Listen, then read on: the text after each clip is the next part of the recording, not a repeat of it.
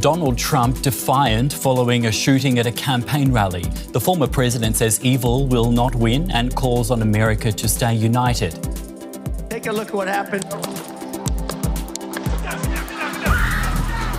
Trump was wounded in what the FBI describes as an attempted assassination. The Secret Service killed the suspect. Trump now plans to travel to Milwaukee for the Republican National Convention.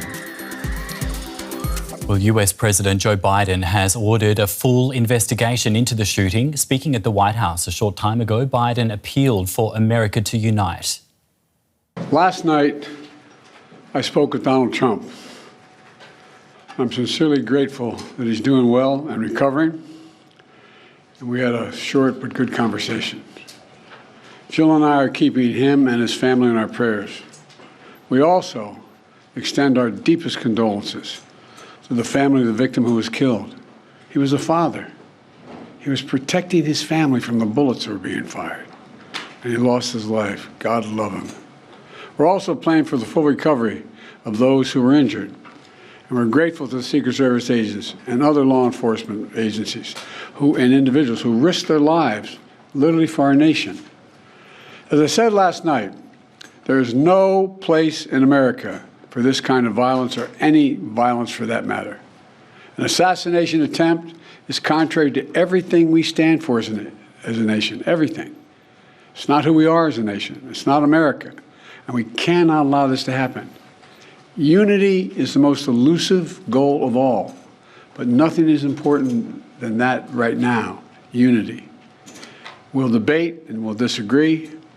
That's not going to change, but we're going to not lose sight, in fact, who we are as Americans. Look, Vice President Harris and I were just briefed in the Situation Room by my Homeland Security team, including the Director of the FBI, the Secretary of Homeland Security, the Attorney General, the Director of the Secret Service, my Homeland Security Advisor, the National Security Advisor, and we're going to continue to be briefed. The FBI is leading this investigation, which is still in its early stages. We don't yet have any information about the motive of the shooter. We know who he is. I urge everyone, please, don't make assumptions about his motives or his affiliations. Let the FBI do their job and their partner agencies do their job. I'm instructed that this investigation be thorough and swift, and the investigators will have every resource they need to get this done. Look, as this investigation continues, here's what we're going to do. First, Mr. Trump, as a former president and nominee of the Republican Party, already receives a heightened level of security. And I've been consistent in my direction to the Secret Service to provide him with every resource, capability, and protective measure necessary to ensure his continued safety. Second, I've directed the head of the Secret Service to review all security measures for the Republican National Convention, which is scheduled to start tomorrow. And third, I've directed an independent review of the national security at yesterday's rally to assess exactly what happened. And we'll share the results of that independent review with the American people as well. And finally, I'll be speaking more about this tonight at greater length from the Oval Office. We must unite as one nation. We must unite as one nation to demonstrate who we are.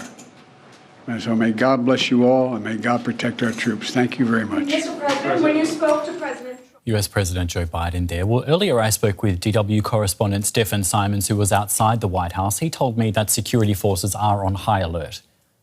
Now, let me say the following. It is really imperative to understand that all local, state and federal agencies, security and safety agencies from the FBI, Department of Homeland Security, and so on, Secret Service, they are now in a high gear, already in elevated security posture. You can see it actually here right behind me.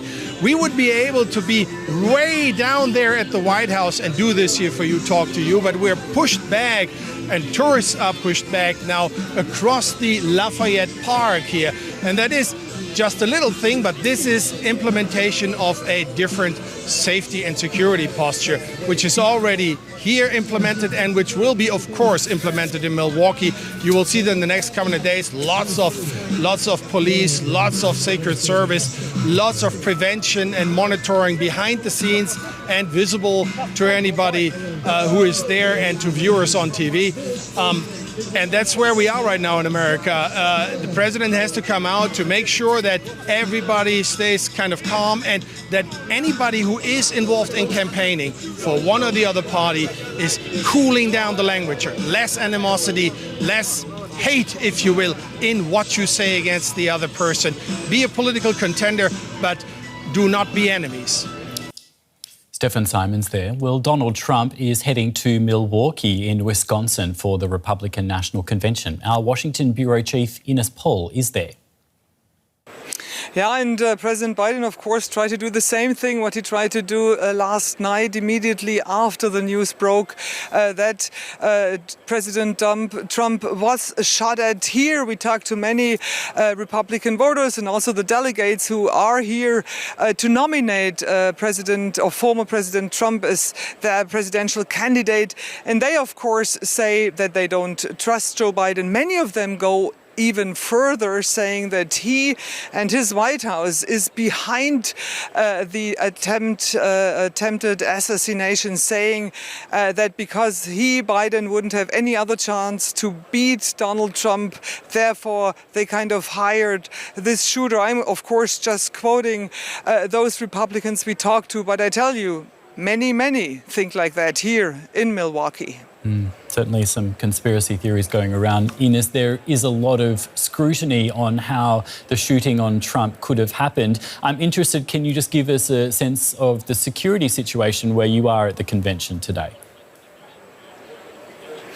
Yeah, as Stefan just said, what is going on in Washington, D.C. is obviously also happening here. I mean, this is the third convention I'm covering for DW, and security is always high, of course, because there's always a presidential candidate and other high-end lawmakers. But this time, you have the feeling there's something else going on. We talked to security folks here on the streets. They're all very, very nice, but of course, they always taking extra measurement. Also, you know, we are here in the convention center where the delegates will gather tomorrow for a couple of days and then to elect finally Donald Trump. You hear some music, probably there are some sound checks going on. Yeah. And it was also extra hard to get in here. You need extra passes to be allowed to get into this building. Now, Ines, Donald Trump has called for unity and resilience after the shooting. Now, you personally have covered Trump for quite some years. What do you make of this statement? Well, I think he knows exactly what he's doing. He knows that this attempted assassination gives him really some kind of leverage, if I can say that, and he tries to be even more presidential than he sometimes does. He tries to tell the world, to kind of convince the Americans that he's the opposite of spreading hate, that he's really able to take the White House, to go back into the White House because he wants unity. So he will definitely do everything to present himself as very presidential and being able to fulfill the tasks of a president for the coming years. That was DW's Washington Bureau Chief Ines Paul from the Republican National Convention in Milwaukee. That gets underway on Monday. Ines, thank you for that. Joining us from Washington now is Clayton Allen, a policy analyst at the Eurasia Group think tank. Welcome to DW.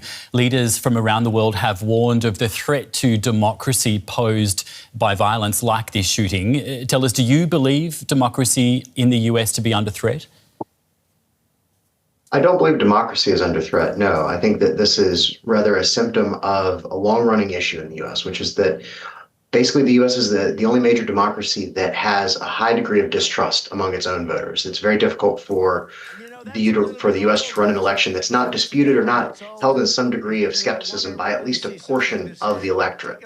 I think that this is also emblematic of the increasing political polarization and division that we see in our country.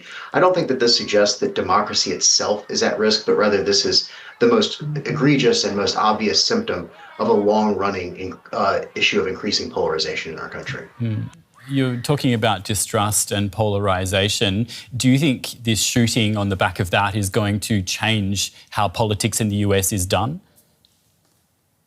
I don't believe this will change how politics is done. If anything, I think that this forces each side maybe a little bit further into its own corner. Look, we saw Republicans and Democrats alike, Speaker Johnson and President Biden both come out and condemn violence sort of in every form. However, we've also seen comments that from J.D. Vance and Tim Scott that reiterate some of the more aggressive and divisive messaging that we've seen in recent weeks. So I think, unfortunately, this pushes each side further into its own sort of partisan corner rather than bringing a moment of unity in our political environment.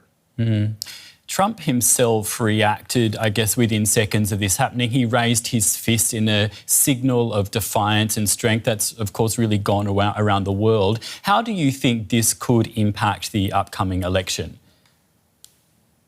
Look, the image of former President Trump raising his fist, framed by an American flag over him, Secret Service agents trying to protect him, bloodied from this attack, is going to be the defining image of this election. That will be the image that is played ad nauseum when you discuss the 2024 election. What the effect of this attack was to strengthen Trump's position. He leads Biden in most polling. It's going to be very difficult for President Biden to make up ground, as this removes or nullifies Democrats' major attack or criticism of Trump, which is that he was a threat to democracy. Trump can now claim very legitimately that the threat to democracy, the threat to our way of governance, comes from both sides. Some people like you, I guess, believe that it will benefit Trump. But could Americans perhaps fear a possible vengeful president and possible violence and choose not to vote for him because of that? I don't think that that's the reaction that you're going to see. I think that President Trump's approach, his claims of threats of retribution against his political allies were in place long before this attack. I think if that was a fear that was going to motivate voter behavior, it's already motivating people. So I don't know that this changes the background dynamic. I think it solidifies Trump's support among his base. Maybe the not obvious outcome of this attack is that it also strengthens President Biden's position within his party. The attack overshadows and largely nullifies any calls from within the Democratic Party on Biden to step down. So if anything, I think that this attack had the effect of strengthening sort of Biden's position as the Democratic nominee, but also Trump's strength in the overall race. Speaking of President Biden, he has called for unity. He's suspended his campaign. What do you think we can expect from Democrats in the upcoming days and weeks? I think from President Biden, you're seeing exactly what we'd expected, whether or not this attack occurred. President Biden's facing increasingly sort of widespread calls among Democrats on him to withdraw. He's survived those. He's built enough of a coalition to push back against them. We expected that he would probably go dark during the Republican National Convention this week. This really reinforces it. Biden not being in the spotlight really helps his efforts to sort of build up or repair his internal position in the party. From other Democrats, I think the only thing you can expect is universal condemnation of political violence in all shapes and forms. To do otherwise would be to play directly into Republican messaging, as well as undermine Democrats' long-standing message of opposing any sort of political violence or division. That was Clayton Allen from the Eurasia Group in Washington, D.C. Clayton, thank you very much for your insights today. Thank you very much for having me.